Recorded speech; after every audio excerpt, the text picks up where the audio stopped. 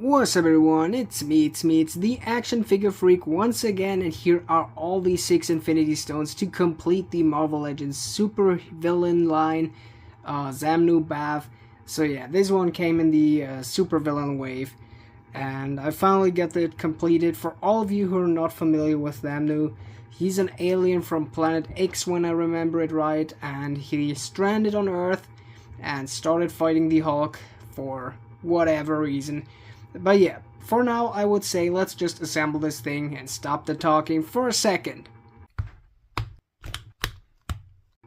Okay guys, here he is fully built, and I'm giving it a quick 360 as always before I put my fingers all over the figure. And I gotta say, this thing is massive and looks really good. Like, there's a lot of detail, and I actually thought they would reuse a lot of pieces from the Wendigo BAF, but we can compare a few of these in a second. But all in all, he's really cool. Like, I didn't thought that at first. But let's look at the articulation at first. And for the articulation, you can't really see it, and it's not really working. We've got a vertical hinge on the head. As you see, since his hair of the head is going all the way back to here and to the front of there, he can't really use his vertical hinged head joint. Pretty sad. If he looks to the sides, yeah, you can see it already disassembled. I think they easily could have done another joint. Why a vertical hinged one if it doesn't really work? Like, a ball jointed one would have probably been better, but I don't think it would have been articulated then, or more than it is. Then we've got, of course, ball jointed shoulders. These move pretty good and freely. Just keep an eye out on this sharp edge right here where the plate of the joint ends, because it can get stuck around the upper body and loosen up the ankles. Here we get the biceps triceps swivel. Also, this one moves pretty good, but is a little bitty bit blocked here by the disc. We got one jointed pinned elbows. Think it's okay. Like, pinless would be better, but we got some at least. We got horizontal hinges on both of the hands. We got here the ab crunch. As you see, also that doesn't move really good due to his big ass belt right here. We get the pretty normal ball jointed leg articulation. These kind of look a little more hollow inside, but I could be wrong. We get swivels up on here, double jointed pinned knees, vertical hinges on the feet. These move better than I thought, but not really good.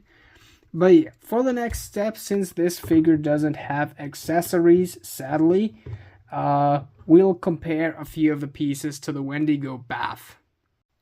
Okay, and at that point, I gotta ask you guys, you wanna see in the next few weeks a Mr. Sinister or Boom Boom review of Marvel Legends, since that's the last few figures that are missing for my Wendigo. I have them in box already, but I didn't open them so far. But yeah, let's concentrate here on the good stuff. Like, the chest is probably exactly the same. I'm pretty sure it is the same. Just here we get a little more detail on the colorizing, but nothing too special. Also here, that shoulder piece, that's actually different. On this one here, it's bigger. But I think the Xemnu one they reused already on the Sasquatch BAF. There, I didn't open any figures so far. But I got the Sasquatch BAF wave in box fully in my collection. Then the legs are actually also almost the exact reuse. I don't know why the pins on the Wendigo one are smaller, or at least it looks like. But yeah, it's also the same piece, just the feet are different for good. And then the arms, I think they aren't reused. Like, the forearm here is definitely a reuse. And the biceps probably too. Yeah, it's say full reuse. Holy, that took long for me. But yeah.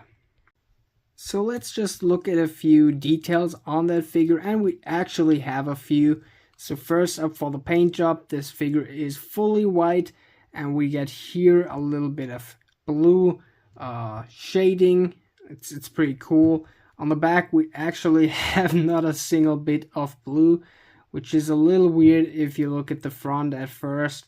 I don't know why they did it that way, but it's pretty okay, I would say. Then at next we get the face, and I think the face really hit me. Like, I didn't want it that BAF at first, but yesterday when I opened the Red Skull figure, I've seen that head and was like, holy, why do the eyes look so intimidating? Why do they look so good? Also that helmet piece on top here, it looks really fun. Pretty cool figure. I mean, he's like the first Hulk. But yeah, also we get here some buttons inside of his hand. So these he's using for a few battle attacks and stuff. So I just think so.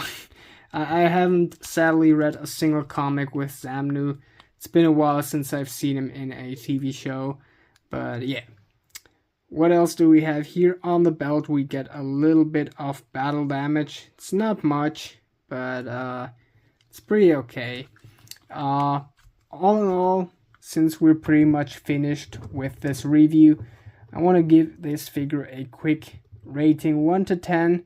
Let me get this in a good pose off camera, and I'll be right back and giving you the rating.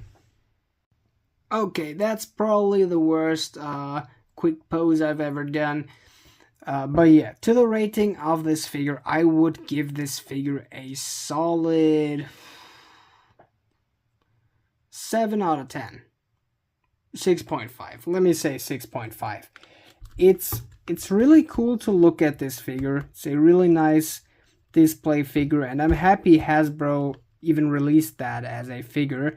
Like, it's pretty hard for some kind of big characters to make him, and at a pricing that people would pay. Like, we know that kind of stuff Hasbro sometimes does to us. I think it's just that bad because, first up, we don't have interchangeable hands. On a BAF figure, okay, but like, we got already many BAF figures that got interchangeable hands. And I think a second fist and a second open hand wouldn't have been much. Would have been easy to do. Another thing is the lack of ab crunch. I don't know how else they should have done that, but I think it would have been pretty good, like just changing some articulation up. Like, we get something like an upper chest swivel. I know they would have needed to do a new mold, but an upper chest swivel would have made that belt piece here way easier to make. So the lack of articulation on this figure is really the biggest pain for me. Also, like the head, he can just look that far to the side and that's all. He can't do much, and that's sad. That's sad as hell for a cool character like Xemnu. But he gets a high rating from 6.5 because he really looks good. Can't deny that. He looks really, really good. And yeah, mostly he's on that kind of rating because of lack of articulation and lack of accessories. Would have been pretty cool, but yeah. But since that's pretty much all for today, I hope you could all like and subscribe for more. Have an absolutely awesome day. And now it's finally time to say, action out.